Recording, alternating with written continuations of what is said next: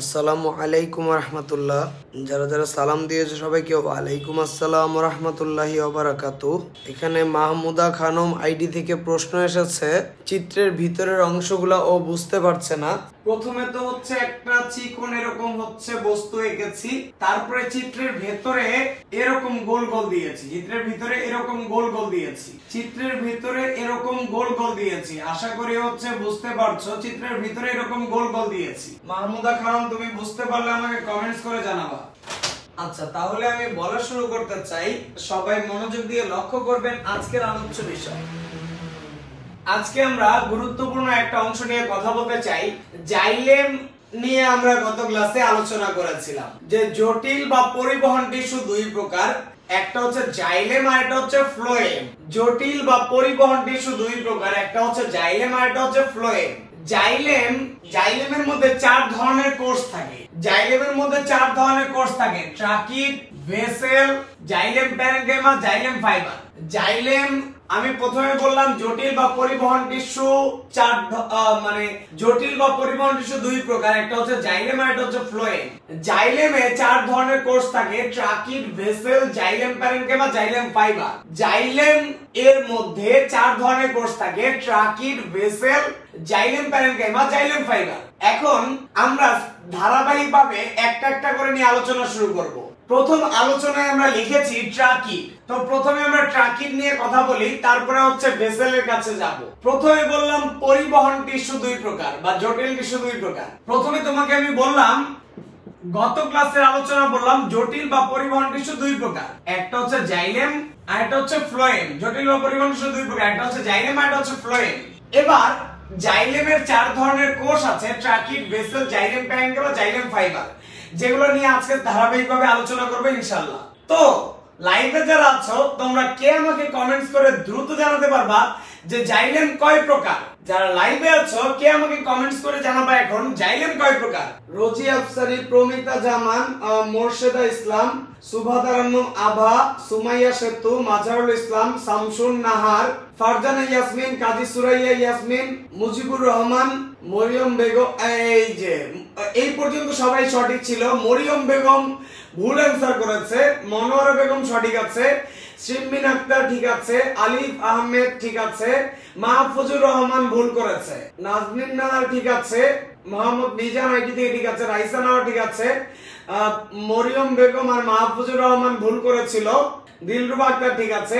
আমি তোমাদেরকে গত ক্লাসে এই যে মাসফিয়া করিম মোহনী সবচেয়ে ভালো মেয়ে, ও লিখে দিয়েছে দুই প্রকার, একটা হচ্ছে প্রাথমিক জাইলেম আর একটা হচ্ছে গৌণ জাইলেম। সবচেয়ে সুন্দর অ্যান্সার।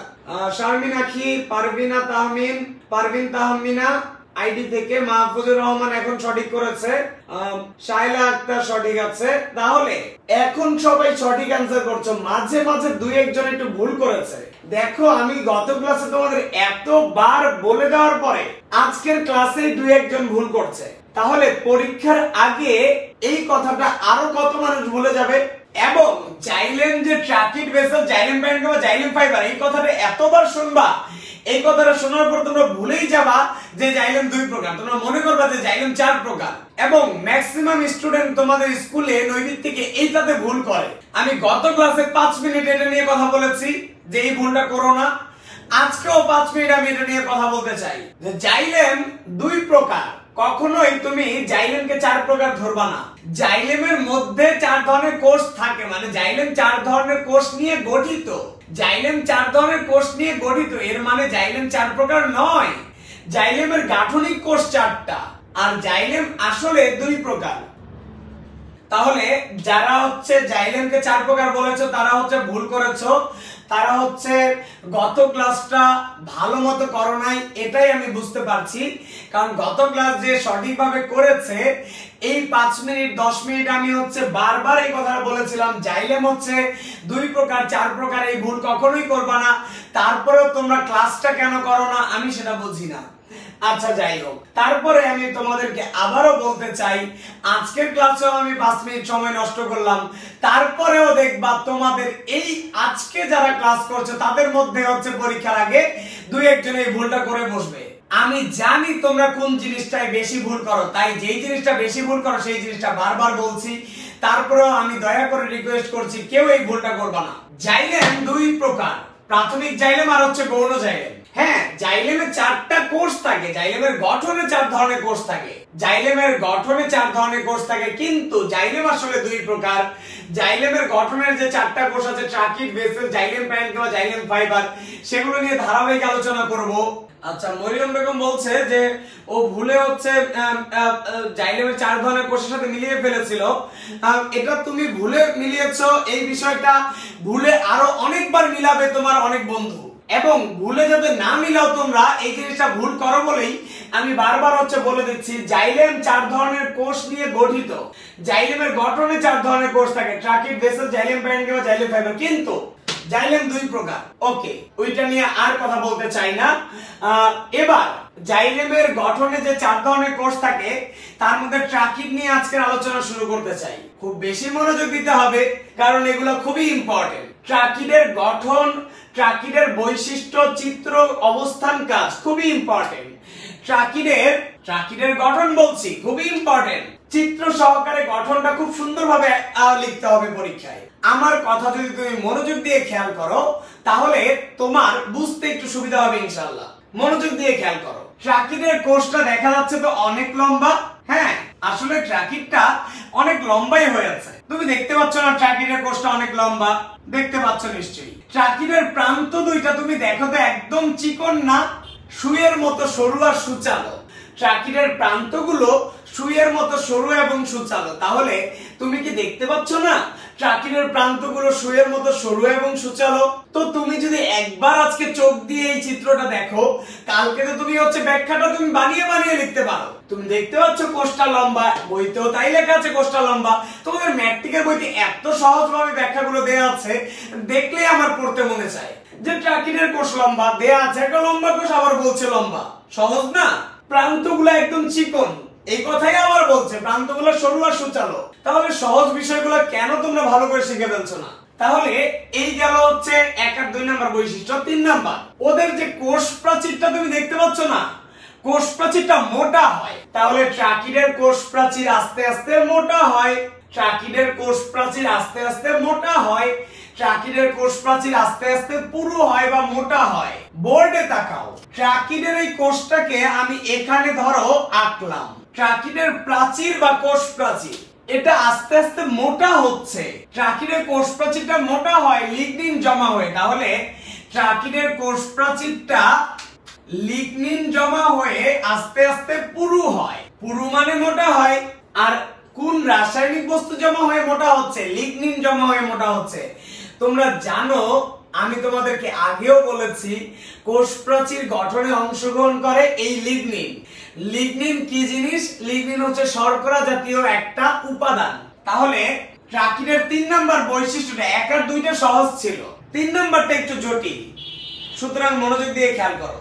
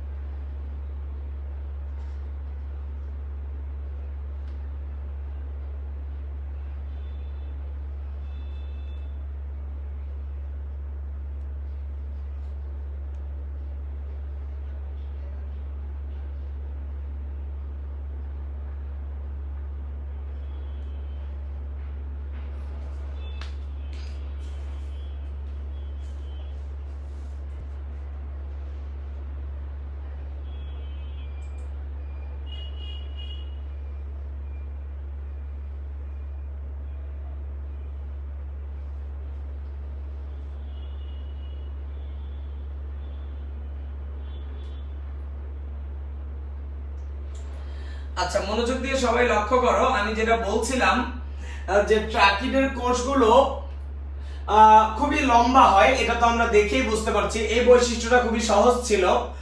এবং ট্রাকিডের প্রান্ত দুইটা খুবই চিকন, মানে সরু এবং সুচালো প্রান্ত, এটাও খুবই সহজ বৈশিষ্ট্য আমরা দেখতে পাচ্ছি।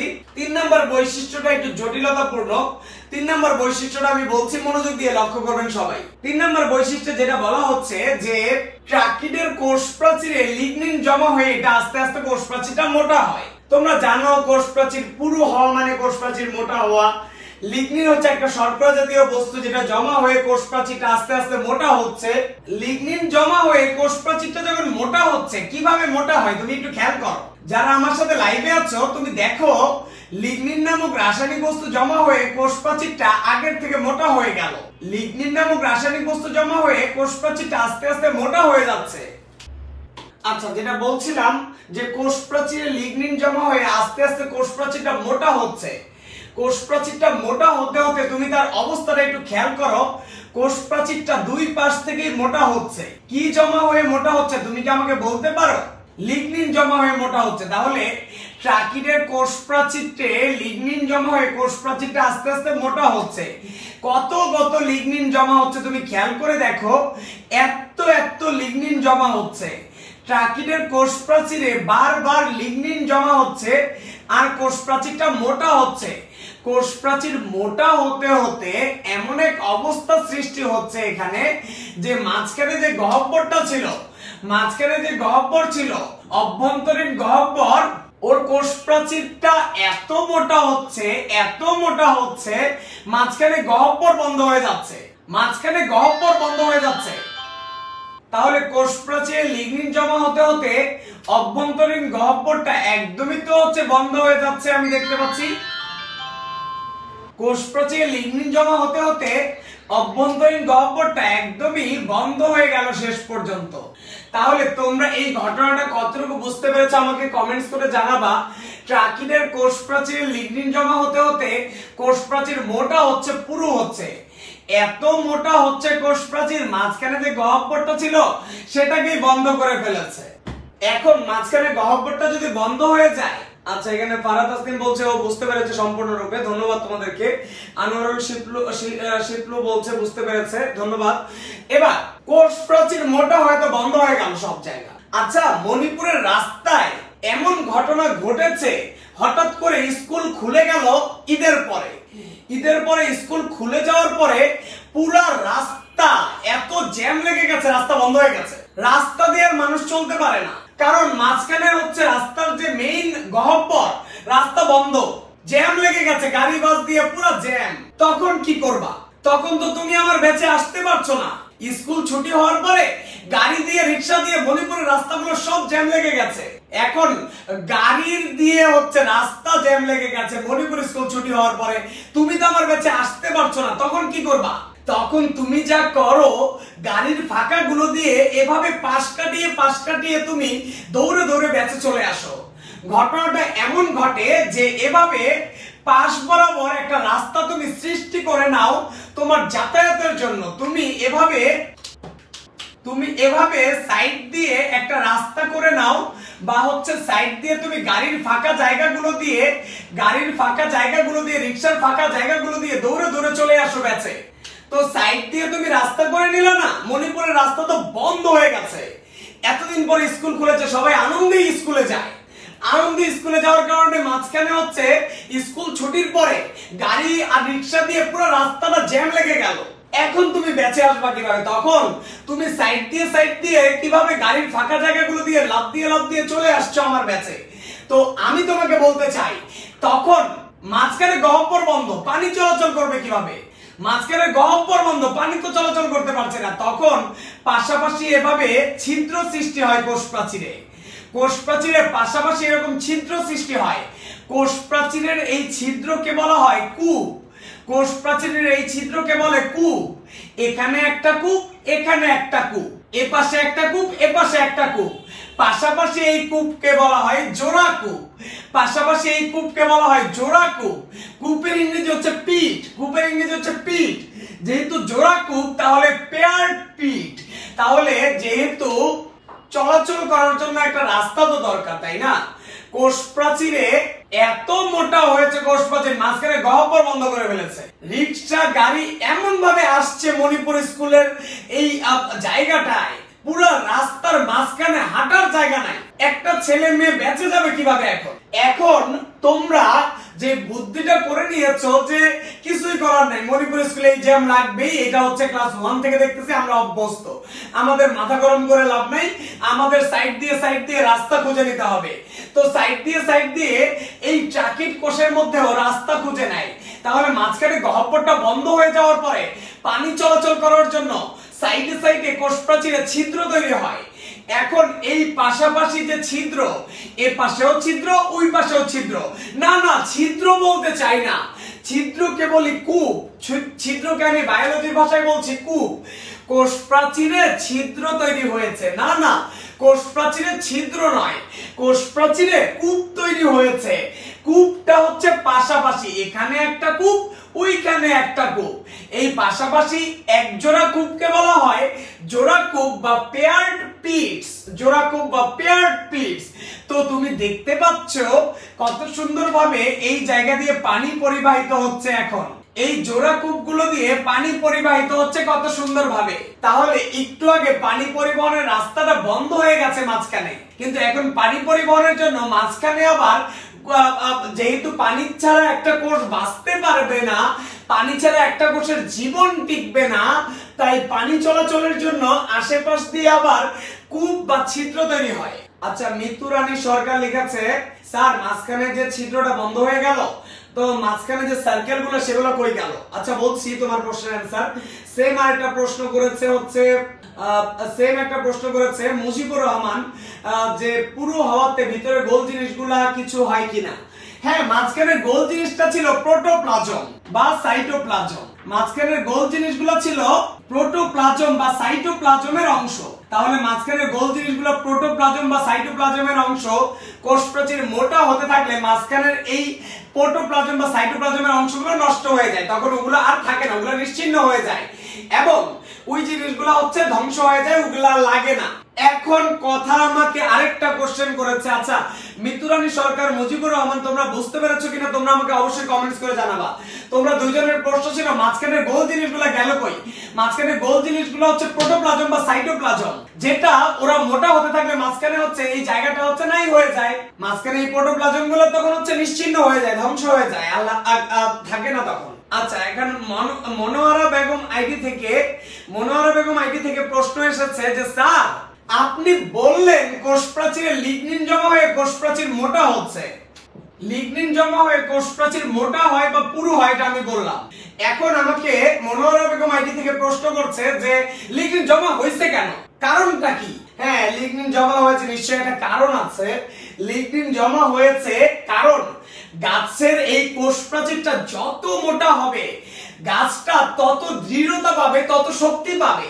তুমি দেখো এই ট্রাকিডের প্রধান কাজে লেখা আছে এটা অঙ্গকে দৃঢ়তা প্রদান করে, অঙ্গকে দৃঢ়তা প্রদান করে। তো দৃঢ়তা প্রদান করতে গেলে ওর কোষ প্রাচীর অনেক মোটা হতে হয়, কোষ প্রাচীর অনেক শক্তিশালী হতে হয়। তো এই মোটা হচ্ছে কারণ কোষ প্রাচীরটা এই গাছটাকে দৃঢ়তা প্রদান করবে, ঠিক আছে কিনা? আচ্ছা মনোয়ারা বেগম, তুমি বুঝতে পারলে আমাকে কমেন্টস করে জানাবা। এখানে মুজিবুর রহমান আইডি থেকে বলছে যে স্যার এই প্রোটোপ্লাজম বা সাইটোপ্লাজমের এই অংশগুলো ধ্বংস হলে গাছের কোনো ক্ষতি হয় কিনা বা কোষের কোনো ক্ষতি হয় কিনা। না, কোষের ক্ষতি হয় না, কোষ নিজের প্রয়োজনে এক অবস্থা থেকে আরেক অবস্থায় পরিবর্তিত হয়। এখানে কোষের মাঝখানে এই প্রোটোপ্লাজম বা সাইটোপ্লাজম গুলো নষ্ট করলো, সে নিজের প্রয়োজনেই নষ্ট করলো। তার কি প্রয়োজন আজকে? তার প্রয়োজন হচ্ছে গাছটাকে সে দৃঢ়তা প্রদান করবে, তাই হচ্ছে কোষ প্রাচীরটা মোটা হয়ে মাঝখানের অংশগুলো ধ্বংস করে দিয়েছে। কিন্তু কোষ কি মরে যাবে? কোষ মরে যেত যদি পানি চলাচল না করতো, কোষটা মরে যেত যদি পানি চলাচল না করতো। পানি চলাচল করার জন্য আবার সাইডে সাইডে ছিদ্র করে নিয়েছে, জোড়া কূপ বা পেয়ার পিট তৈরি করে নিয়েছে সাইড দিয়ে পানি প্রবেশ করানোর জন্য। মুজিবুর রহমান, তুমি বুঝতে পারলে আমাকে কমেন্টস করে জানাবা। আচ্ছা, দেখা যাচ্ছে মিতুরানী সরকার, মুজিবুর রহমান ওরা বলেছে বুঝতে পেরেছে, মনোয়ারা বেগম বুঝতে পেরেছে, ধন্যবাদ আমাদেরকে। তাহলে আসো আমরা নেক্সট অংশে চলে যাই। বৈশিষ্ট্যের মধ্যে 4টা পয়েন্ট লিখেছি, 1 2 3 4, 4 নম্বর পয়েন্টটা নিয়ে আলোচনা করব। এখন দেখো আমি কোষ প্রাচীরটা কিন্তু মোটা করলাম, কিন্তু কোষ প্রাচীর মোটা হওয়ার স্টাইলটা কি? কোষ প্রাচীর মোটা হওয়ার স্টাইলটা কি? কোষ প্রাচীর মোটা হওয়ার অনেক স্টাইল আছে, সেই স্টাইলগুলো নিয়ে এখন কথা বলবো। ধরো এটা একটা ট্রাকিড কোষ, একটু মোটা করে আঁকলাম আমার সুবিধার জন্য। কোষ প্রাচীরের এই মোটা হওয়া বা পুরুত্ব, মোটা হওয়ার স্টাইল অনেক ধরনের। মণিপুর স্কুলের রাস্তাগুলো বন্ধ হয়ে যাওয়ার অনেক স্টাইল আছে। মাঝে মধ্যে ভ্যান গাড়িগুলো থাকার কারণে রাস্তাগুলো বন্ধ হয়ে যায়, মাঝে মধ্যে রিক্সাগুলো হচ্ছে থাকার কারণে বন্ধ হয়ে যায়, মাঝে মধ্যে তোমার প্রাইভেট কারটা রাস্তায় এসে বসে থাকার কারণে রাস্তায় জ্যাম লেগে যায়, মাঝে মধ্যে কিছু ট্রাক ঢুকে যায় মণিপুরের রাস্তায়, তখনও জ্যাম লেগে যায়। তো এই ঘটনাগুলোর ফলে দেখা যাচ্ছে অনেকভাবে রাস্তায় জ্যাম লেগেছে। তো জ্যাম লাগার পর রাস্তায় দাঁড়িয়ে দাঁড়িয়ে তুমি তোমার বন্ধুর সাথে কি বলো, দেখেছো আজকে ভ্যান গাড়িগুলো থাকার কারণে জ্যাম লেগেছে, আরেকদিন বলছো দেখছো তোমার প্রাইভেট কারের জন্য আজকে রাস্তায় জ্যাম লেগেছে। তো তোমরা যেরকম মণিপুর স্কুলের এই জ্যাম লাগার হচ্ছে কাহিনী বর্ণনা করো, আজকে আমরা বর্ণনা করব কিভাবে ট্রাকিনের কোষ প্রাচীরটা মোটা হচ্ছে। এখানে বলছে ট্রাকিনের কোষ প্রাচীরটা মোটা হতে পারে এরকম ভাবে বলয়ের মতো মানে রাউন্ড শেপ নিয়ে মোটা হতে পারে। ট্রাকিনের কোষ প্রাচীরগুলো এভাবে রাউন্ড শেপ নিয়ে মোটা হতে পারে, যাকে বলা হয় বলয়াকার, যাকে বলা হচ্ছে বলয়াকার। ট্রাকিনের কোষগুলো যদি এভাবে বলয়ের মতো করে রাউন্ড রাউন্ড করে মোটা হয় তখন তাকে বলে বলয়াকার। মাঝে মধ্যে দেখা যায় ট্রাকিনের কোষগুলো এভাবে সাপের মতো করে মোটা হচ্ছে, এভাবে সাপের মতো করে আস্তে আস্তে মোটা হচ্ছে। সাপের মতো করে মোটা হলে তাকে বলা হয় সর্পিলাকার। সাপের মতো করে মোটা হলে, তাহলে গোল গোল রাউন্ড রাউন্ড করে কোষ প্রাচীরটা মোটা হলে বলয়াকার, সাপের মতো করে মোটা হলে সর্পিলাকার।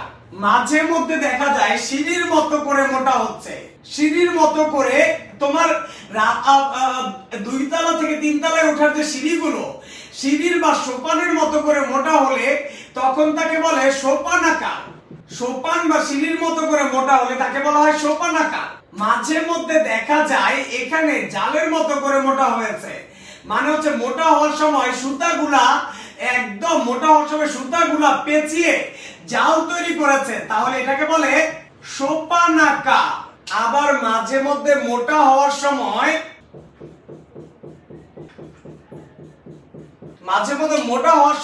এই জায়গায় একটা ছিদ্র, এই জায়গায় একটা ছিদ্র, এই জায়গায় একটা ছিদ্র, এই জায়গায় একটা ছিদ্র, এই জায়গায় একটা ছিদ্র, এই জায়গায় একটা ছিদ্র, মানে মোটা হওয়ার সময় অনেক অনেক ছিদ্র তৈরি হচ্ছে। তো ছিদ্র তো আমি কোষ প্রাচীরের ক্ষেত্রে ছিদ্র বলি না, কোষ প্রাচীরের ক্ষেত্রে ছিদ্রকে বলি কূপ। তাহলে অনেক ছিদ্র দিয়ে মোটা হলে তাকে বলা হয় কূপাঙ্কিত। তাহলে কোষ প্রাচীর মোটা হওয়ার তো অনেক স্টাইল পেয়ে গেলাম। কোষ প্রাচীর যদি এভাবে রাউন্ড শেপ নিয়ে মোটা হয় তাকে বলে বলয়াকার, বলয়ের মতো করে মোটা হলে রাউন্ড শেপ করে মোটা হলে বলয়াকার, সাপের মতো করে মোটা হলে সর্পিলাকার, যদি সিঁড়ির মতো করে ধাপে ধাপে মোটা হয় তাহলে তাকে বলা হচ্ছে সোপানাকার, জালের মতো পেঁচিয়ে যাচ্ছে তাকে বলা হচ্ছে জালিকা, সরি আমি জালিকাকারকে সোপানাকার লিখে ফেলেছি ভুলে। জালের মতো করে মোটা হলে তাকে বলা হচ্ছে জালিকাকার, জালের মতো করে মোটা হলে তাকে বলা হচ্ছে জালিকাকার। কোষ প্রাচীর এমন ভাবে মোটা হচ্ছে যে মাঝখানে মাঝখানে অনেক অনেক ছিদ্র, তাহলে এটাকে বলা হচ্ছে কূপাঙ্কিত। আসসালামু আলাইকুম। ওয়ালাইকুম আসসালাম। জি, আপনার টাকার এই লাস্ট ডিজিটটা হচ্ছে আপনি নাম, বাচ্চার নাম আর হচ্ছে এই লাস্ট ডিজিটটা লিখে আমাকে হচ্ছে মেসেঞ্জারে মেসেজ করে রাখতে বলবেন। জি, ওয়ালাইকুম আসসালাম। আচ্ছা, যেটা বলছিলাম এই হচ্ছে ট্রাকিডের 4টা বৈশিষ্ট্য। ট্রাকিডের চিত্র 4টি বৈশিষ্ট্য, মাত্র 4টা বৈশিষ্ট্য। খুব সুন্দরভাবে তোমরা পরীক্ষা লিখতে পারবে ইনশাআল্লাহ। শুধুমাত্র এই চিত্রটা পরীক্ষায় দিবা। এই চিত্র এই দুটো চিত্র আমি তোমাদের শুধুমাত্র বোঝানোর জন্য দিয়েছি। এবার ট্রাকিডের অবস্থান, মানে ট্রাকিড গাছের কই কই থাকে, ট্রাকিডের অবস্থান হচ্ছে ফার্ন উদ্ভিদে থাকে। তোমরা প্রথম অধ্যায়ে শিখেছো, যারা প্রথম অধ্যায়ে আমার কাছে লাইভে ক্লাস করেছিল অনলাইনে, তারা শিখেছিলা যে উদ্ভিদ 4 ধরনের: মস, ফার্ন, নগ্নবীজি, আবৃতবীজি। উদ্ভিদ 4 ধরনের: মস, ফার্ন, নগ্নবীজি, আবৃতবীজি। যারা আমার কাছে প্রথম অধ্যায় পড়নি তাদের মন খারাপ করার কিছু নেই, তারা বইতে 9 পৃষ্ঠা চলে যাও। বইতে 9 নম্বর পৃষ্ঠা গেলে তুমি দেখতে পাবা 9 পৃষ্ঠা নিচে লেখা আছে প্ল্যান্টিরাজের উদ্ভিদগুলা 4 ধরনের: মস, ফার্ন, নগ্নবীজি, আবৃতবীজি। তাহলে প্ল্যান্টিরাজের গাছগুলা তো 4 ধরনের, তার মধ্যে ট্রাকিড কোন গাছগুলাতে থাকে? ট্রাকিড থাকে হচ্ছে ফার্ন, নগ্নবীজি, আবৃতবীজি। এর মানে তোমার যে 4 ধরনের উদ্ভিদ মস, ফার্ন, নগ্নবীজি, আবৃতবীজি, তার মধ্যে মস বাদে বাকি 3টার মধ্যেই এই ট্রাকিড পাওয়া যায়। কি মজা, কত সহজ। তাহলে তোমার 9 নম্বর পৃষ্ঠার নিচে তুমি দেখতে পাচ্ছ যে উদ্ভিদ হতে পারে মোট 4 ধরনের, মশ, ফার্ন, নগ্নবীজি, আবৃতবীজি। তার মধ্যে মশ বাদে বাকি 3টার মধ্যে ট্রাকিড পাওয়া যায়। তাহলে ট্রাকিড পাওয়া যায় ফার্ন, নগ্নবীজি, আবৃতবীজি। ফার্ন, নগ্নবীজি, আবৃতবীজি। এবার কথা হচ্ছে জাইলেম তো 2 ধরনের, একটা হচ্ছে প্রাথমিক জাইলেম আর একটা গৌণ জাইলেম। 2 জাইলেমের মধ্যে কি ট্রাকিড থাকবে? হ্যাঁ, প্রাথমিক জাইলেমেও ট্রাকিড থাকে, গৌণ জাইলেমেও ট্রাকিড থাকে। তাহলে প্রাথমিক আর গৌণ 2 প্রকার যে জাইলেম, 2 প্রকার জাইলেমের মধ্যেই এই ট্রাকিডটা পাওয়া যায়। ট্রাকিড পাওয়া যায় 4 ধরনের উদ্ভিদের মশ বাদে বাকি সবার মধ্যে, মানে ফার্ন, নগ্নবীজি, আবৃতবীজি 3 ধরনের উদ্ভিদেই পাওয়া যায়। আশা করি বুঝতে পারছো। ট্রাকিডের প্রধান কাজ হচ্ছে দৃঢ়তা প্রদান করা। ও বেটা দৃঢ়তা প্রদান করার জন্যই তো এত মোটা হচ্ছিল। এই বেটা দৃঢ়তা প্রদান করার জন্য, গাছকে শক্তিশালী করার জন্যই তো এত মোটা হচ্ছিল। তো অঙ্গকে দৃঢ়তা প্রদান করা তার একটা প্রধান কাজ। কোষ রস পরিবহন করে ট্রাকিড। তোমরা যারা লাইভে আছো, তোমরা কি কেউ আমাকে বলে দিতে পারবা আজকে যে কোষ রস পরিবহন করা, কোষ রস মানে কি? তোমরা কে আমাকে বলতে পারবা? যারা ক্লাস 8-এ ভালো করে পড়াশোনা করেছো তারা অ্যানসার দিতে পারবা, আর যারা শুধু অটো পাস করেছো তারা বলতে পারবা না। এখন তোমরা আমাকে প্রমাণ করে দাও যে ক্লাস 8-এ তোমরা পড়াশোনা করেছো, অটো পাস করো নাই। কোষ রস মানে কি? আইরিন রহমান পুষ্পা বলছে কোষ রস মানে হচ্ছে প্রোটিন। ও অটো পাস করেছে, ও হচ্ছে ভালো করে পড়াশোনা করে নাই। প্রমিতা জামান বলছে কোষ রস মানে প্রোটিন, ও অটো পাস করেছে। মাহমুদা খানম বলেছে কোষ রস মানে প্রোটিন, ও অটো পাস করেছে। শামসুন নাহার বলছে প্রোটিন আর গ্লুকোজ, ও অটো পাস করেছে। ফারজানা ইয়াসমিন ও বলছে সাইটোপ্লাজম, ও অটো পাস করেছে। ইসমতারা রুমি প্রোটিন বলছে, অটো পাস করেছে। রাফাতুল ফারা অটো পাস। মিতুরানী সরকার কোষের ভিতর যে তরল পদার্থ থাকে সেটা হলো কোষ রস। তোমার কথা ঠিক আছে, কিন্তু তরল পদার্থে কি থাকে সেটা বলতে হবে। পারভিন তাহমিনা শর্করা, তাহমিনা বলছে শর্করার দ্রবণ, অটো পাস করেছে ও। Farzana Yasmin cytoplasm, auto pass. Irin Rahman Pushpa amino acid, auto pass.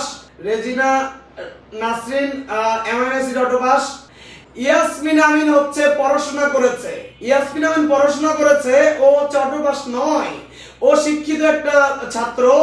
ও বলেছে উদ্ভিদ কোষে খনিজ লবণ আর পানিকে একত্রে মিশ্রিত থাকলে তাকে বলা হয় কোষ রস। একটা মাত্র জ্ঞানী স্টুডেন্ট পেলাম যে পড়াশোনা করে 8-এ পাস করেছে, বাকি সবগুলো অটো পাস। দুঃখ লাগলো আমার, এতগুলো অটো পাস করেছে। সুবাদারনু আভা ও হচ্ছে পড়াশোনা করেছে যে কোষের মধ্যে পানি, খনিজ লবণ দ্রবীভূত থাকলে তাকে কোষ রস বলে। তাহলে ক্লাস 8-এ তোমরা শিখেছো কোষ রস মানে হচ্ছে পানি আর খনিজ লবণ। তোমরা কেন এটা পারলা না আমি বুঝলাম না, কারণ প্রত্যেক বছর আমি এটা জিজ্ঞাসা করার সাথে সাথে ঠাস করে ব্যাচের 50% এর বেশি স্টুডেন্ট বলে দেয়, কিন্তু দুঃখজনক তোমাদের মধ্যে এই বলার হার খুবই কম। কোষ রস মানে পানি আর খনিজ লবণ। তাহলে পানি আর খনিজ লবণ গাছের মধ্যে পরিবহন করে এই ট্রাকিড। আমি তোমাকে গত ক্লাসে বলি নাই যে জাইলেম বাবার মতো পানি আর খনিজ লবণ মূল থেকে পাতায় পরিবহন করে? তো জাইলেমের একটা অংশই তো হচ্ছে ট্রাকিড। ট্রাকিড তো তাহলে পানি খনিজ লবণ পরিবহন করবে। পানি খনিজ লবণকে একত্রে বলে কোষ রস। পানি খনিজ লবণ, গাছের প্রত্যেকটা কোষে পানির সাথে খনিজ লবণ থাকে, এটাকে একত্রে বলে কোষ রস। তবে কখনো কখনো সে সঞ্চয়ের কাজ করতে পারে, মানে কিছু খাদ্য সে চাইলে সঞ্চয় করতে পারে, কিছু খাদ্য উপাদান চাইলে সঞ্চয় করতে পারে। সঞ্চয়ের কাজটা তার প্রধান কাজ নয়, তার প্রধান কাজ হচ্ছে কোষ রস আর দৃঢ়তা প্রদান করা। এবার তাহলে আমি তোমাদের ট্রাকিডের পুরো অংশটা সামারি করে দিব এবং পুরো ব্যাখ্যাটার একটা ওভারভিউ টেনে দিচ্ছি, মনোযোগ দিয়ে খেয়াল করো। এবং তারপরে তোমাদের আর কোনো প্রশ্ন থাকলে আমি নিব। আমি আজকে তোমাদের প্রথমেই বলেছি যে জটিল বা পরিবহন টিস্যু 2 প্রকার, একটা হচ্ছে জাইলেম, একটা হচ্ছে ফ্লোয়েম। জাইলেম আবার 2 প্রকার, একটা হচ্ছে প্রাথমিক জাইলেম আর একটা হচ্ছে গৌণ জাইলেম। খবরদার জাইলেম কয় প্রকার আসলে কখনোই 4 প্রকার লিখবা না। জাইলেম কয় প্রকার? জাইলেম 2 প্রকার। জাইলেম কয় প্রকার? জাইলেম 2 প্রকার। জাইলেম কয় প্রকার? জাইলেম 2 প্রকার। একটা হচ্ছে প্রাথমিক জাইলেম আর একটা হচ্ছে গৌণ জাইলেম। জাইলেম 4 ধরনের কোষ নিয়ে গঠিত। জাইলেম গঠিত হয়েছে কয় ধরনের কোষ নিয়ে? 4 ধরনের কোষ নিয়ে। জাইলেম গঠিত হয়েছে কয় ধরনের কোষ নিয়ে? 4 ধরনের কোষ নিয়ে। জাইলেম গঠিত হয়েছে কয় ধরনের কোষ নিয়ে? 4 ধরনের কোষ নিয়ে। জাইলেম কয় প্রকার? প্রকার? জাইলেম দুই প্রকার। জাইলেম কয় প্রকার? জাইলেম দুই প্রকার। তাহলে জাইলেম 4 ধরনের কোষ নিয়ে গঠিত, কিন্তু জাইলেম দুই প্রকার। জাইলেমের 4 ধরনের কোষ হচ্ছে tracheid, vessel, xylem parenchyma, xylem fibre. জাইলেমের 4 ধরনের কোষের মধ্যে ট্রাকিড নিয়ে এখন ব্যাখ্যা দিচ্ছি। ট্রাকিডের গঠনের মধ্যে প্রথমে বৈশিষ্ট্য আর চিত্র এঁকেছি। চিত্র একটা বাচ্চা ছেলে আঁকতে পারবে, এরকম ভাবে হচ্ছে একটা সাপের মতো অংশ দিয়ে ভিতরে গোল গোল হয়ে গেল ট্রাকিডের চিত্র। ট্রাকিডের চিত্রের মধ্যে আমি পাশে 4টা বৈশিষ্ট্য লিখেছি। ট্রাকিডের কোষটা লম্বা। তোমার ছোট ভাইকে যদি আজকে দেখিয়ে দিই যে এটা লম্বা, ও সারা জীবন মনে রাখতে পারবে, তুমি কেন মনে রাখতে পারবা না? তাহলে ট্রাকিডের কোষটা হচ্ছে লম্বা। ট্রাকিডের প্রান্ত দুইটা, আমি দেখতে পাচ্ছি ট্রাকিডের প্রান্ত দুইটা সুইয়ের মতো চিকন, সরু আর সুচালো। তাহলে ট্রাকিডের প্রান্তদ্বয় সরু আর সুচালো। 3 নাম্বার 4 নাম্বার বৈশিষ্ট্যটা একটু জটিলতাপূর্ণ, এই দুটো আমি বুঝিয়ে দিচ্ছি। ট্রাকিডের কোষ প্রাচীরে এত এত লিগনিন জমা হয়, ট্রাকিডটা মোটা হতে থাকে। লিগনিন একটা রাসায়নিক পদার্থ, শর্করা জাতীয় বস্তু, যেটা জমা হতে হতে ট্রাকিডের কোষ প্রাচীরটাকে এত মোটা করেছে, ট্রাকিডের কোষ প্রাচীরকে এত মোটা করেছে যে মাঝখানে গহ্বরটাই বন্ধ হয়ে গেল। ট্রাকিডের কোষ প্রাচীরে লিগনিন জমা হয়ে কোষ প্রাচীর এত মোটা হয়েছে, মাঝখানের গহ্বর বন্ধ হয়ে গেছে। তো মাঝখানের গহ্বর বন্ধ হলে এখন হচ্ছে পানি ছাড়া এই কোষটা তো মরে যাবে। তো মাঝখানের গহ্বর যে বন্ধ হয়ে গেল, এখন পানি চলাচলের রাস্তা তো নাই। পানি চলাচলের রাস্তা না থাকলে এইভাবে কোষটা তো মরে যাবে। তখন পানি চলাচল করার জন্য দুই পাশে ছিদ্র তৈরি হয়। কোষ প্রাচীরের ছিদ্রকে আমরা বলি কূপ। কোষ প্রাচীরের ছিদ্রকে বলি কূপ বা পিট। কোষ প্রাচীরের ছিদ্রকে আমরা বলি কূপ বা পিট। কূপ যেহেতু পাশাপাশি তৈরি হয়েছে, তো পাশাপাশি এই কূপকে বলে জোড়া কূপ বা পেয়ার্ড পিট। জোড়া কূপ বা পেয়ার্ড পিট।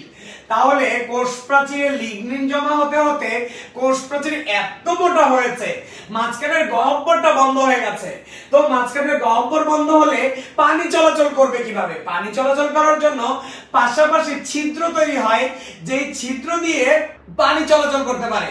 ছিদ্রটা পাশাপাশি একজোড়া ছিদ্র বলে এটাকে বলে জোড়া কূপ বা পেয়ার্ড পিট। এখন তোমার প্রশ্ন হচ্ছে, স্যার এটা মোটা হওয়ার কি কি স্টাইল আছে? মোটা হওয়ার অনেক স্টাইল আছে। কোষ প্রাচীরের পুরুত্ব কয়েক ধরনের, মোটা হওয়ার অনেকগুলো স্টাইল আছে। মোটা হওয়ার স্টাইলের মধ্যে প্রথমে সে বলয়ের মতো করে রাউন্ড রাউন্ড শেপ করে মোটা হতে পারে, বলয়াকার। সাপের মতো পেঁচিয়ে মোটা হতে পারে, সর্পিলাকার। আবার সিঁড়ির মতো করে ধাপ ধাপ করে মোটা হতে পারে, যেটাকে বলে সোপানাকার। জালের মতো, সুতাগুলো জালের মতো পেঁচিয়ে মোটা হতে পারে, জালিকাকার। কোষ প্রাচীর মোটা হওয়ার সময় মাঝখানে অনেক অনেক ছিদ্র থাকতে পারে, যেটাকে বলে কূপাঙ্কিত। এই গেল ট্রাকিডের 4টি বৈশিষ্ট্য। ট্রাকিডের অবস্থানে আমরা দেখেছি যে উদ্ভিদ হচ্ছে মোট 4 ধরনের: মস, ফার্ন, নগ্নবীজি, আবৃতবীজি। তার মধ্যে মস বাদে বাকি 3টা গাছেই ট্রাকিডকে খুঁজে পাওয়া যায়। ফার্ন, নগ্নবীজি, আবৃতবীজি 3 ধরনের গাছেই ট্রাকিড পাওয়া যায়। ট্রাকিড প্রাথমিক জাইলেমেও থাকে, গৌণ জাইলেমেও থাকে। ট্রাকিডের প্রধান কাজ হচ্ছে, যেহেতু ট্রাকিড জাইলেমের অংশ, জাইলেমের কাজ পানি খনিজ লবণ পরিবহন করা, ট্রাকিডের কাজও পানি খনিজ লবণ পরিবহন করা। পানি খনিজ লবণকে একত্রে বলে কোষ রস। তাহলে ট্রাকিডের কাজ হচ্ছে কোষ রস পরিবহন করা। আর এত এত মোটা হচ্ছে কেন? মোটা হচ্ছে গাছকে দৃঢ়তা প্রদান করার জন্য। মাঝে মধ্যে ট্রাকিড খাদ্যের উপাদানগুলো সঞ্চয় করতে পারে। তোমরা যারা লাইভে আছো অবশ্যই আমাকে কমেন্টস করে জানাবা যে আজকের আলোচনা থেকে তোমাদের কোনো প্রশ্ন আছে কিনা, আর যদি সম্পূর্ণ বুঝতে পারো সেটাও আমাকে কমেন্টস করে জানাও যে তোমাদের কোনো প্রশ্ন আছে কিনা, তাহলে আমি নেক্সট টপিকে চলে যেতে পারবো। আমি দীর্ঘক্ষণ ট্রাকিড নিয়ে কথা বললাম, তোমরা আমাকে অবশ্যই কমেন্টস করে জানাও তোমরা ট্রাকিডটা বুঝতে সক্ষম কিনা। কারো কোনো প্রশ্ন থাকলে অবশ্যই প্রশ্ন করে জানাতে পারো আমাকে তোমাদের কোনো প্রবলেম আছে কিনা। আচ্ছা, মুজিবুর রহমান বলছে সর্পিলাকার, সোপানাকার দেখতে একই রকম মনে হচ্ছে। অ্যাকচুয়ালি সর্পিলাকার মানে পুরো সাপের মতো, আর সোপানাকার মানে হচ্ছে একটা সিঁড়ি যেরকম হয় সেই সিঁড়ির মতো, আর সর্পিলাকার মানে হচ্ছে সাপের মতো। আশা করি বুঝতে পারছো বিষয়টা দেখতে একরকম নয়। মুজিবুর রহমান, তুমি বুঝতে পারলে আমাকে কমেন্টস করে জানাবা। দিলরুবা আক্তার আইডি থেকে প্রশ্ন করেছে যে স্যার ট্রাকিটের প্রধান কাজ আসলে কি শুধু 1 নম্বর পয়েন্টটা লিখবো? অবশ্যই ট্রাকিটের প্রধান কাজ শুধু 1 নাম্বারটা। ট্রাকিটের প্রধান কাজ আসলে লিখবা শুধু কোষরস পরিবহন আর অঙ্গকে দৃঢ়তা প্রদান করাই তার প্রধান কাজ। আচ্ছা, দেখা যাচ্ছে অনেকেই কমেন্টস করেছে তোমরা সম্পূর্ণ বুঝতে পেরেছো, ধন্যবাদ তোমাদেরকে। তাহলে আমি নেক্সট টপিকে চলে যাচ্ছি এখন। এখানে সুবাতারান্নম আভা প্রশ্ন করেছে যে ট্রাকিটের গঠন বর্ণনা করতে বললে বৈশিষ্ট্য, চিত্র, কাজ সবকিছু দিবে কিনা? না, ট্রাকিটের গঠন আসলে তুমি শুধুমাত্র বৈশিষ্ট্য আর চিত্র দিবা। ট্রাকিটের গঠন আসলে বৈশিষ্ট্য আর চিত্র, অবস্থান দিতে পারো, কাজ দেওয়ার কোনো দরকার নাই। ট্রাকিটের গঠন আসলে শুধু বৈশিষ্ট্য আর চিত্র, আর কিছু লাগবে না। মনোহরা বেগম বলছে কুপাঙ্কিত ছিদ্রগুলোই কি পিট কিনা? কুপাঙ্কিত যে ছিদ্রগুলো আছে প্রত্যেকটা ছিদ্রকেই কূপ বলে বা পিট বলে। কুপাঙ্কিত প্রত্যেকটা ছিদ্রকেই কূপ বলে বা পিট বলে। মনোহরা বেগম, তুমি বুঝতে পারলে আমাকে কমেন্টস করে জানাবা। আচ্ছা, রূপম বণিক বলছে যে ল্যান্ডস্কেপ করব কিনা, ইচ্ছা তুমি চাইলে করতে পারো। আতিয়া পারভিন বলছে চিত্রটা কি বড় করে আঁকবো কিনা? অত বড় দরকার নাই, খুব বেশি বড় দরকার নেই। আমি হচ্ছে বোঝানোর জন্য আমি বড় করে এঁকেছি।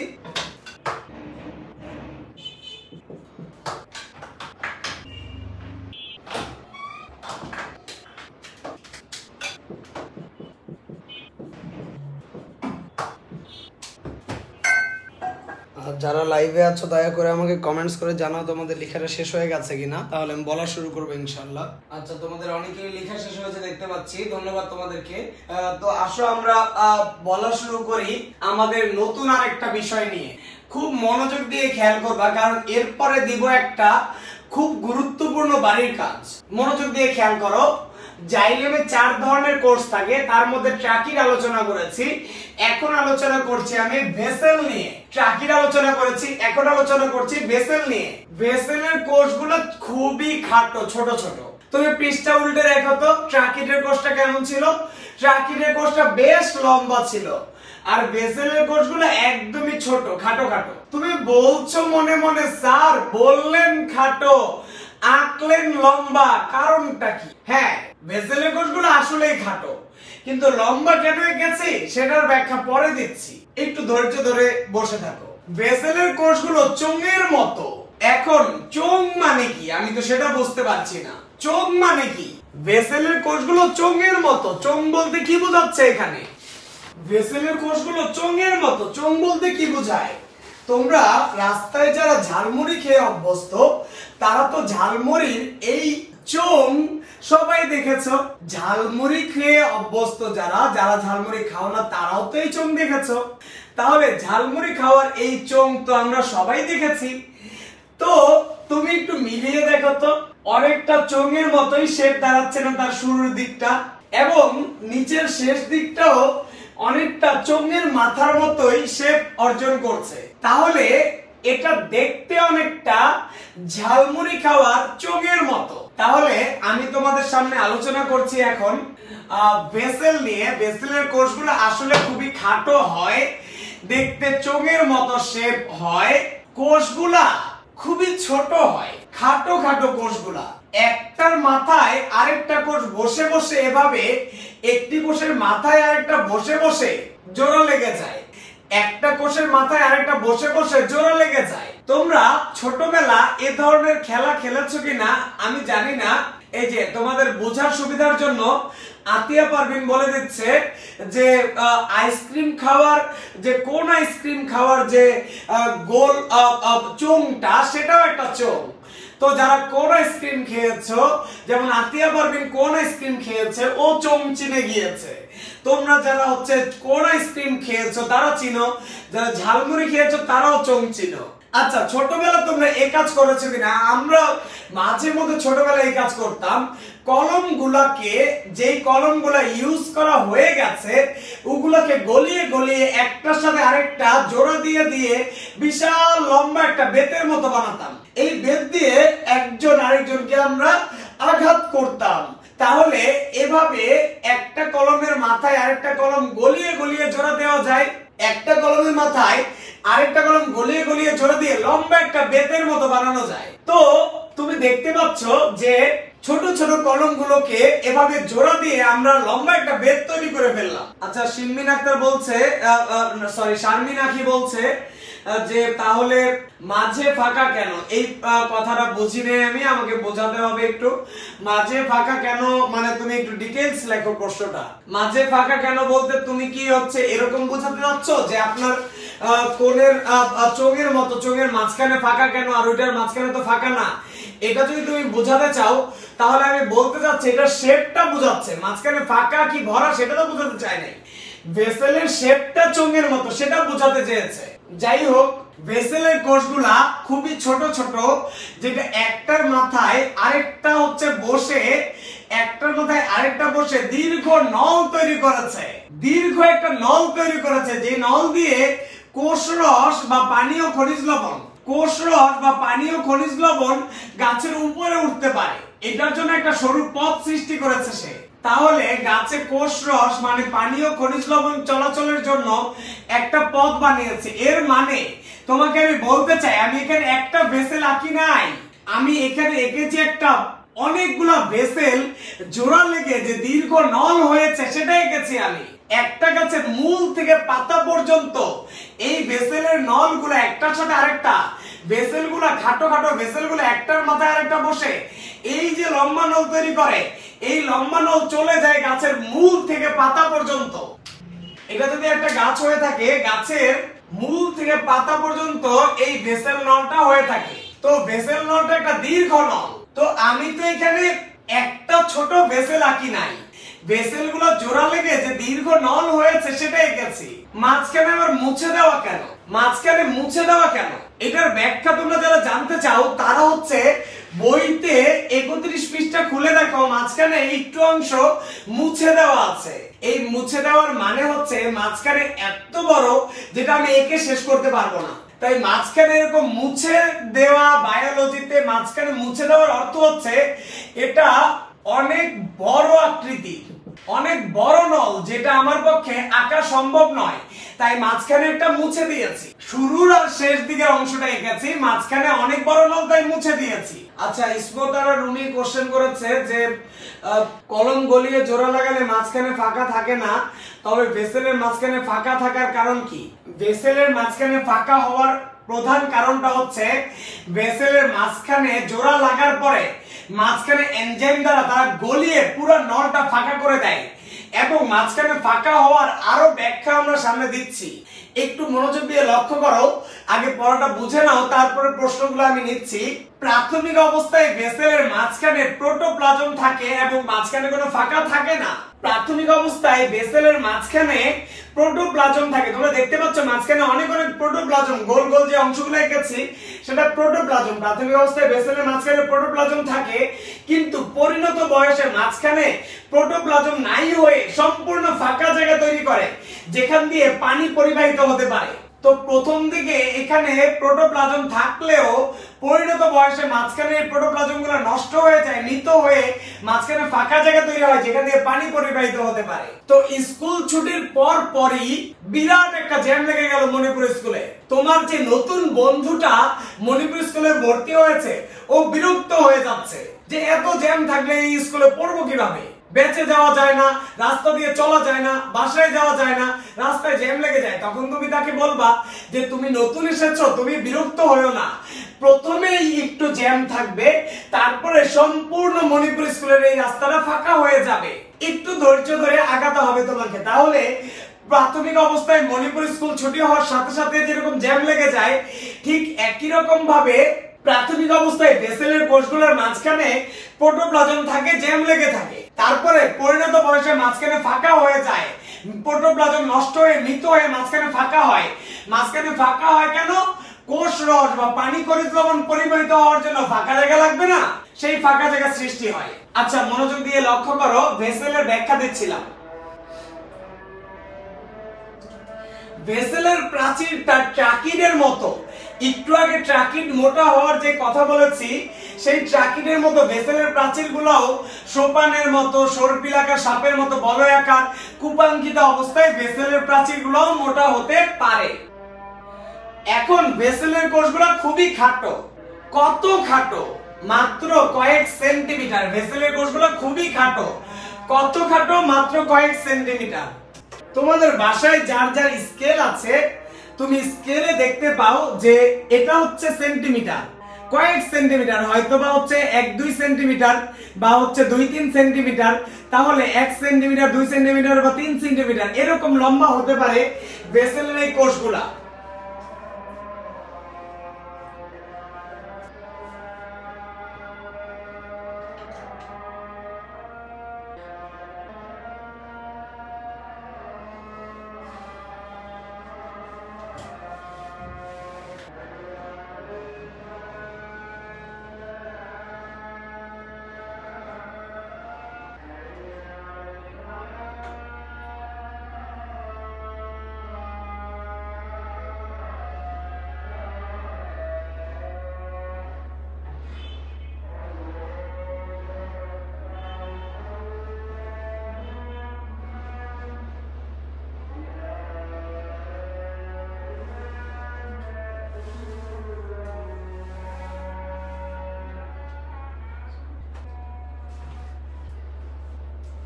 এবার ভেসেল সাধারণত খাটো, কত খাটো? মাত্র কয়েক সেন্টিমিটার।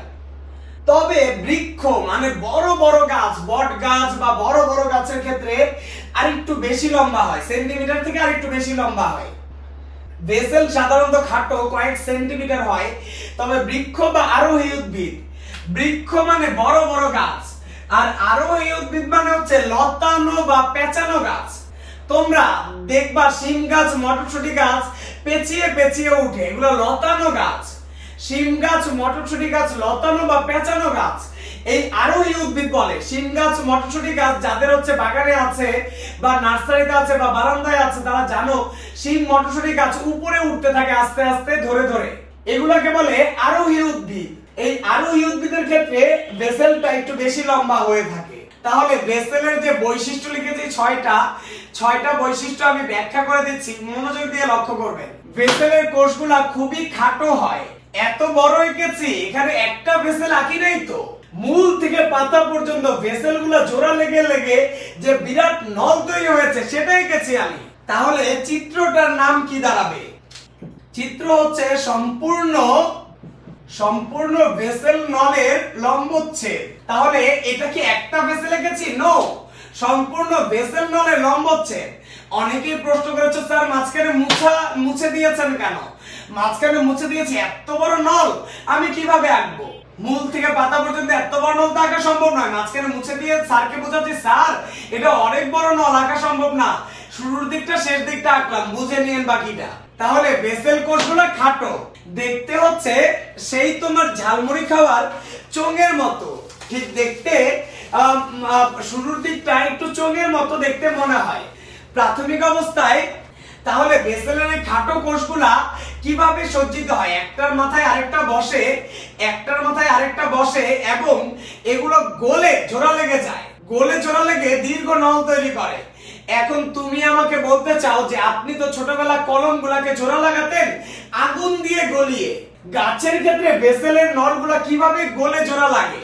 গাছের ক্ষেত্রে এনজাইম দিয়ে ওদের একটা ভেসেলের মাথার সাথে আরেকটা ভেসেলের মাথা এনজাইম দিয়ে গলিয়ে জোড়া লাগায় দেয়। তাহলে গাছ কিভাবে জোড়া লাগায়? আমি ছোটবেলা কলম জোড়া লাগাতাম আগুনে গলিয়ে গলিয়ে।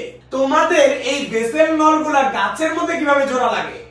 গাছের মধ্যে জোড়া লাগার নিয়ম হচ্ছে একটা ভেসেলের মাথায় আরেকটা আসে, আসার পরে গাছে এখানে কিছু এনজাইম দিয়ে ওদের মাথাগুলা গলিয়ে দেয়, গলিয়ে জোড়া লাগায় দেয়। তাহলে কোষগুলা একটার মাথায় আরেকটা সজ্জিত হয়, প্রান্তগুলা গলে যায় এনজাইমের সাহায্যে। গলে জোড়া লাগতে লাগতে দীর্ঘ একটা নল তৈরি করে মূল থেকে পাতা পর্যন্ত, যেই নল দিয়ে কোষ রস মানে পানি আর খনিজ লবণ পরিবাহিত হয়। কোষ রস বা পানি ও খনিজ লবণ পরিবাহিত হয়। তাহলে ভেসেলের কোষগুলো একটার মাথায় আরেকটা জোড়া লেগে লেগে প্রান্তগুলা গলে এরা যখন জোড়া লেগে যায় দীর্ঘ নল তৈরি করে, যেটা দিয়ে কোষ রস বা পানি খনিজ লবণ পরিবহন করতে পারে তারা। তাহলে প্রধান কাজ হচ্ছে পানি খনিজ লবণ বা কোষ রস পরিবহন করা। এটারও প্রধান কাজ পানি খনিজ লবণ বা কোষ রস পরিবহন করা। আর হচ্ছে পানি যে পরিবাহিত হবে মাঝখানে ফাঁকা জায়গা লাগবে না? প্রাথমিক অবস্থায় মাঝখানে প্রোটোপ্লাজম থাকে, কিন্তু পরিণত অবস্থায় এটা প্রোটোপ্লাজম নষ্ট হয়ে মৃত কোষ হয়ে যায় যখন এই মাঝখান দিয়ে পানি পরিবাহিত হতে পারে। ভেসেলটাও গাছকে দৃঢ়তা প্রদান করে, তো দৃঢ়তা প্রদান করতে গেলে কোষ প্রাচীরটা একটু মোটা হতে হবে। এটার কোষ প্রাচীর ট্রাকিডের মতো করেই মোটা হচ্ছে, মানে সোপান আকার, সর্পিলাকার, জালিকাকার, কুপাঙ্কিত, বলয়াকার এভাবে মোটা হতে পারে। ভেসেলটা খাটো, কত খাটো? মাত্র কয়েক সেন্টিমিটার। তবে বৃক্ষ বা আরোহী উদ্ভিদের ক্ষেত্রে আরো অনেক বড় হতে পারে। ভেসেল থাকে গুপ্তবীজী উদ্ভিদে। এখন গুপ্তবীজী মানে কি? ভেসেল সাধারণত প্রধানত গুপ্তবীজী উদ্ভিদে থাকে। এখন গুপ্তবীজী মানে কি? ইন্ডিয়ার একটা অঞ্চলের নাম হচ্ছে গোয়া। গোয়া সি বিচের নাম অনেকে শুনেছো। ইন্ডিয়ার একটা অঞ্চল আছে গোয়া, এইটার জিতে হচ্ছে গুপ্তবীজী আর এটার এতে হচ্ছে আবৃতবীজী। তাহলে তোমরা আবৃতবীজীর নাম শুনেছো, যাহা আবৃতবীজী তাহাই গুপ্তবীজী। মনে রাখবা, ইন্ডিয়ার একটা গুরুত্বপূর্ণ দর্শনীয় অঞ্চল গোয়া দিয়ে। তাহলে গুপ্তবীজী বলতে বোঝাচ্ছে আবৃতবীজী, গুপ্তবীজী বলতে বোঝাচ্ছে আবৃতবীজী। তাহলে প্রধানত গুপ্তবীজী বা আবৃতবীজী উদ্ভিদে ভেসেল দেখা যায়। ট্রাকিডের অবস্থানটা দেখেছো তুমি? ট্রাকিড কিন্তু ফার্ন, নগ্নবীজী, আবৃতবীজী সবার ক্ষেত্রেই থাকে, কিন্তু ভেসেল থাকে শুধু আবৃতবীজী বা গুপ্তবীজীতে। আর নগ্নবীজী উদ্ভিদে সাধারণত ভেসেল থাকে না। তবে নগ্নবীজী উদ্ভিদে ভেসেল যদি থাকে তাহলে উন্নত নগ্নবীজী উদ্ভিদে থাকে। উন্নত নগ্নবীজীর একটা উদাহরণ হচ্ছে নিটামের তোমরা জি গ্রুপে নাম্বারগুলো দেয়া আছে, আমাকে ফোন দেওয়ার প্রয়োজন নাই, এটা আমার নাম্বার কিনা। গ্রুপে নাম্বার দেয়া আছে, এটা এই নাম্বারগুলো আমি দিয়েছি। আর হচ্ছে টাকা পাঠানোর পরেও ফোন দেওয়ার দরকার নাই, নাম, রোল আর লাস্ট ডিজিট লিখে গ্রুপে পোস্ট করে দিবেন, সবাই যেভাবে করছে। আচ্ছা, এখানে নগ্নবীজী উদ্ভিদের মধ্যে ভেসেল নগ্নবীজী উদ্ভিদে থাকে না। থাকলে নগ্নবীজী উদ্ভিদের মধ্যে উন্নত নগ্নবীজী যেমন নিটামে থাকে। নিটামের বানানটা তুমি দেখতে পাচ্ছ যে জি দিয়ে শুরু হয়েছে, কিন্তু জি উচ্চারণ এখানে হচ্ছে না। GNETUM নিটামের বানানে হচ্ছে জি উচ্চারণটা হয় না। এবং নিটাম হচ্ছে একটা বৈজ্ঞানিক নামের গণ অংশ, যার নিচে অবশ্যই দাগ দিতে হবে, না হলে জিরো পাবা। তাহলে নিটামের নিচে দাগ দিতে হবে। তাহলে ভেসেল সাধারণত আবৃতবীজী বা গুপ্তবীজী উদ্ভিদে থাকে। নগ্নবীজী উদ্ভিদে থাকলেও নিটামে থাকে। নিটামে প্রাথমিক পর্যায়ের ভেসেল মানে হচ্ছে খুবই নরমাল ভেসেল গুলো থাকে। প্রাথমিক অবস্থার ভেসেল মানে প্রোটোপ্লাজম যুক্ত ভেসেল। মানে নিটামেও পরিণত অবস্থার ভেসেল থাকে না। কাজ হচ্ছে একদম সহজ, পানি, খনিজ লবণ পরিবহন করা আর গাছকে দৃঢ়তা প্রদান করা। তোমরা যারা লাইভে আছো দয়া করে আমাকে এখন কমেন্টস করে জানাও যে তোমাদের এতটুকু নিয়ে কোনো প্রশ্ন আছে কিনা। তারপর আমি SW কি দিব সেটা নিয়ে আলোচনা করবো ইনশাআল্লাহ। মুখলেসা খানম ত্রিনা বলছে ছোট ভেসেল গুলো কি চিত্রের মতোই কিনা দেখতে? হ্যাঁ, ছোট ভেসেল গুলো চিত্রের মতোই হচ্ছে, এক একটা ছোট ছোট পিস। মিতুরানী সরকার বলছে এনজাইম দ্বারা কিভাবে গলে যায়? এনজাইম দ্বারা সেভাবেই গলে যায় অ্যাসিড দ্বারা যেভাবে কোনো বস্তু গলে যায়। তুমি মিতুরানী সরকার প্রশ্ন করেছো এনজাইম দ্বারা কিভাবে ওদের মাথাগুলো গলে যায়।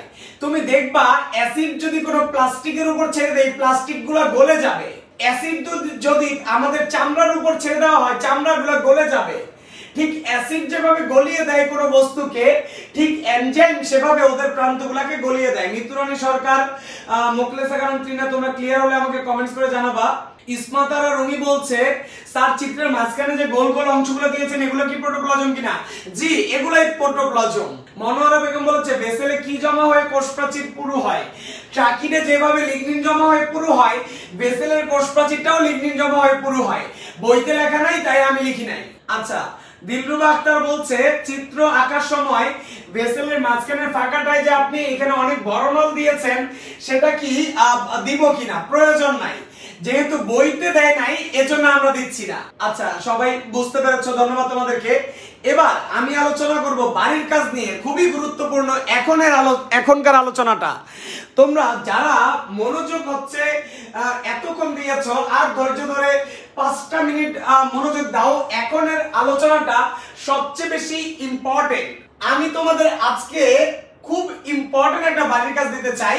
এইচডব্লিউটা হচ্ছে বোর্ডেও অনেকবার এসেছে, এটা ট্রাকিড ও ভেসেলের মধ্যে মিল ও অমিল। ট্রাকিড ও ভেসেলের মধ্যে মিল ও অমিল। আসো প্রথমে আমরা মিল গুলা দেখি, তারপরে অমিল গুলা নিয়ে আলোচনা করব। মিলের প্রথমে আমি বলতে চাই দুইজনই হচ্ছে জাইলেম গঠনে অংশগ্রহণ করেছে, দুইজনই জাইলেম গঠনে অংশগ্রহণ করেছে। ট্রাকিড আর ভেসেল দুইজনই জাইলেম গঠনে অংশগ্রহণ করে নাই? তুমি আমাকে বলো। আচ্ছা, এখানে ময়না ফারজানা আইডি থেকে প্রশ্ন করেছে যে চিত্রে কি কোনো মনিয়া ফারজানা আইডি থেকে প্রশ্ন করেছে চিত্রে কি কোনো চিহ্নিতকরণ আছে কিনা। চিত্রে চিহ্নিতকরণ একটা জিনিসই, শুধু প্রোটোপ্লাজম, এই এতটুকু চিহ্নিত করতে পারবা, আর কোনো চিহ্নিতকরণ এই চিত্রে নাই, লাগবে না। আচ্ছা, জাইলেম আর ভেসেলের মধ্যে ট্রাকিড আর ভেসেলের মধ্যে মিল গুলা বলছি। 1 নাম্বার মিল, দুইজনই হচ্ছে জাইলেম, দুইজনই হচ্ছে জাইলেম গঠনে অংশগ্রহণ করে। ট্রাকিড ভেসেল দুইজনই, ট্রাকিড ভেসেল দুইজনই জাইলেম গঠনে অংশগ্রহণ করে। তারপরের মিল 2 নাম্বার মিল হচ্ছে, আমি শুধু হেডিংটা দিয়ে দিচ্ছি, তোমরা ব্যাখ্যাটা হচ্ছে বাসায় সুন্দর করে লিখে এইচডব্লিউ হিসেবে জমা দিবা। ওদের পুরুত্ব, ওরা দুইজনই মোটা হয় একইভাবে। ট্রাকিড আর ভেসেল একইভাবে মোটা হয়, যেমন সোপান আকার, সর্পিল আকার, বলয় আকার, কুপাঙ্কিত, একইভাবে দুইজন মোটা হচ্ছে। তারপরে প্রধান কাজের মধ্যে বলবা দুইজনই, ট্রাকিড আর ভেসেল দুইজনই কোষ রস বা পানি খনিজ লবণ পরিবহন করে। ট্রাকিড ভেসেল দুইজনই কোষ রস বা পানি খনিজ লবণ পরিবহন করে। তারপরে হচ্ছে বলবা ট্রাকিড আর ভেসেল দুইজনই গাছকে দৃঢ়তা প্রদান করে। ট্রাকিড আর ভেসেল দুইজনই দৃঢ়তা প্রদান করে। তাহলে 4টা মিল খুঁজে পেলাম আমরা। মিলগুলা কি কি আমি আরেকবার বলে দেই। ট্রাকিড আর ভেসেল দুইজনই জাইলেম কলা। ট্রাকিড আর ভেসেল দুইজনই জাইলেম গঠনে অংশগ্রহণ করে। ট্রাকিড আর ভেসেল দুইজনই একইভাবে মোটা হয় বা পুরু হয়, যেমন সোপান আকার, সর্পিল আকার, বলয় আকার, কুপাঙ্কিত, এভাবে মোটা হচ্ছে। ট্রাকিড ভেসেল দুইজনই কোষ রস মানে পানি খনিজ লবণ পরিবহন করে।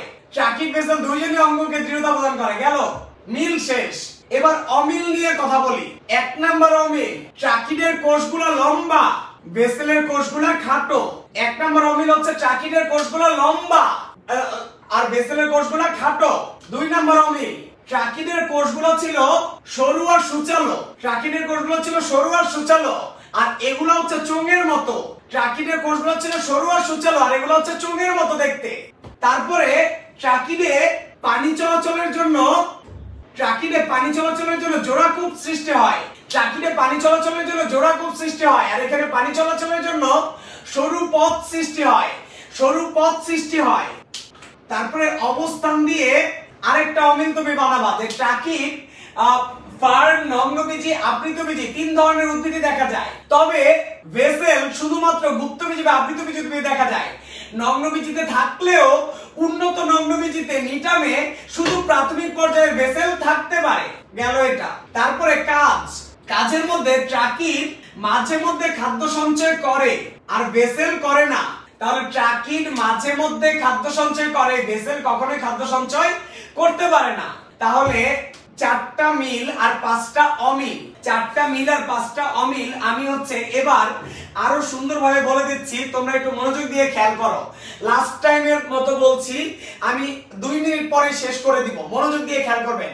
ট্রাকিড আর ভেসেলের মধ্যে মিল আর অমিল সুন্দরভাবে ব্যাখ্যা সহকারে আঁকবা। ও আচ্ছা, 6 নাম্বার অমিলটা আমি বলতে ভুলে গিয়েছি। 6 নাম্বার অমিলটা হচ্ছে 6 নাম্বার অমিল হচ্ছে 2টার চিত্র আঁকতে হবে। তাহলে 4টা মিল, 6টা অমিল। মিলগুলো দেখো, ট্রাকিড আর ভেসেল দুইজনই জাইলেম গঠনে অংশগ্রহণ করে। ট্রাকিড আর ভেসেল দুইজনই একইভাবে ওদের কোষ প্রাচীর পুরু হয়, সোপান আকার, সর্পিল আকার, বলয় আকার, কুপাঙ্কিত এভাবে। ট্রাকিড আর ভেসেল দুইজনই কোষ রস মানে পানি আর খনিজ লবণ পরিবহনের কাজ করে। ট্রাকিড আর ভেসেল দুইজনই অঙ্গকে দৃঢ়তা প্রদান করে। এগুলো হলো মিল। অমিল, ট্রাকিডের কোষটা লম্বা হয়, ভেসেলের কোষগুলো খাটো খাটো। ভেসেলের কোষগুলো মাত্র কয়েক সেন্টিমিটার লম্বা হয়। এরকম হচ্ছে ব্যাখ্যাটা দিবা যে ট্রাকিডের কোষগুলো অনেক লম্বা, ভেসেলের কোষগুলো মাত্র কয়েক সেন্টিমিটার, অর্থাৎ খুবই খাটো হয়। ভেসেলের কোষগুলা, এই ট্রাকিডের কোষগুলোর প্রান্ত চিত্র উল্টে দেখো, সরু আর সুচালো ছিল, আর ভেসেলের প্রান্তগুলো হচ্ছে চোঙের মতো। ট্রাকিডে পানি চলাচলের জন্য জোড়াকূপ, পাশাপাশি জোড়াকূপ সৃষ্টি হয়, আর ট্রাকিডে পানি চলাচলের জন্য পাশাপাশি জোড়াকূপ সৃষ্টি হয়। আর ভেসেলে পানি পরিবহনের জন্য ওদের একটার মাথায় আরেকটা বসে প্রান্তগুলা ঘষে দীর্ঘ সরু নল সৃষ্টি হয়। ট্রাকিনে পানি চলাচলের জন্য পাশাপাশি জোড়াকূপ সৃষ্টি হয়, আর ওদের ভেসেলে পানি চলাচলের জন্য একটার মাথায় আরেকটা সজ্জিত হয়ে প্রান্তগুলা গলে দীর্ঘ নলের সৃষ্টি করে। ট্রাকিন অবস্থান করে ফার্ন, নগ্নবীজি, আবৃতবীজি তিনজনের মধ্যে, তিন উদ্ভিদে। আর ভেসেল থাকে শুধুমাত্র গুপ্তবীজি বা আবৃতবীজি উদ্ভিদে। তবে নগ্নবীজিতে ভেসেল থাকলেও উন্নত নগ্নবীজিতে প্রাথমিক পর্যায়ের ভেসেল থাকতে পারে। ফার্নে কখনোই ভেসেল থাকে না। তাহলে ট্রাকিড, ফার্ন, নগ্নবীজি, আবৃতবীজি তিনজনেই থাকে। ভেসেল শুধু গুপ্তবীজি বা আবৃতবীজি, আর নগ্নবীজিতে থাকলেও নিটামে থাকতে পারে। উন্নত নগ্নবীজিতে সামান্য নিম্নমানের ভেসেল, প্রাথমিক পর্যায়ের ভেসেল থাকতে পারে। ট্রাকিড খাদ্য সঞ্চয় কখনো কখনো করতে পারে, ভেসেল কখনোই খাদ্য সঞ্চয় করে না। তারপর ট্রাকিডের ভেসেলের চিত্র দিয়ে দিবা, হয়ে গেল আমাদের 4টা মিল 6টা অমিল। খুব সুন্দর একটা অ্যান্সার হবে। 4 নম্বরে আসলে তুমি 4-এ 4 পাবা ইনশাআল্লাহ। তোমরা যারা লাইভে আছো, কোন এই অংশটা আরেকবার বলতে হবে না, বুঝতে পেরেছো আমাকে একটু জানাও দয়া করে। মাহমুদা খানম বলছে ফার্স্ট এডটা আরেকবার বলার জন্য। ফার্স্ট এডটা বলতে তুমি কি মিলগুলো আরেকবার বলতে বলছো নাকি সম্পূর্ণ ক্লিয়ার হয়েছে? আমাকে দয়া করে কমেন্টস করে জানাও, তাহলে আমি আরেকবার ক্লিয়ার করব ইনশাআল্লাহ। সবার কাছে আমার অনুরোধ থাকবে, দয়া করে বাড়ির কাছে সুন্দর করে জমা দিবা। আচ্ছা, আফরোজা আহমেদ, মোর্শেদা ইসলাম, মোহাম্মদ মিজান, সুরাইয়া কাজী, সুরাইয়া ইয়াসমিন, শিখা সিংহ, রাফাতুল ফারা, হিয়াদিয়া, আফরোজা আহমেদ, মরিয়ম বেগম, ফারাদ তাসনিম, মোহাম্মদ আব্দুস সালাম, ওরা সবাই বুঝতে পেরেছে, ধন্যবাদ তোমাদেরকে। আচ্ছা, মাহমুদা খানম বলছে মিলগুলো আরেকবার বলতে। মিলগুলো একদম সহজ। প্রথম মিলটা হচ্ছে দুইজনই জাইলেম গঠনে অংশগ্রহণ করে। ট্রাকিড আর ভেসেল দুইজনই জাইলেম গঠনে অংশগ্রহণ করে। মাহমুদা খানম তুমি বুঝতে পারলে আমাকে জানাবা। রাফাতুল ফারা, ফারাদ তাসনিম, তারপর ইসমত আরা রুমি, সুমাইয়া সেতু, মহরম আলী, মুনিয়া ফারজানা, মরিয়ম বেগম, অনন্যা রহমান, বাবলুর রহমান, প্রমিতা জামান, সবাই বলছে বুঝতে পেরেছে, ধন্যবাদ তোমাদেরকে। তাহলে বিদায় নিচ্ছি আজকের মতো। সবাইকে আসসালামু আলাইকুম ওয়া রাহমাতুল্লাহি ওয়া বারাকাতুহু। যারা যারা সালাম দিয়েছে সবাইকে ওয়া আলাইকুম আসসালাম ওয়া রাহমাতুল্লাহি ওয়া বারাকাতুহু।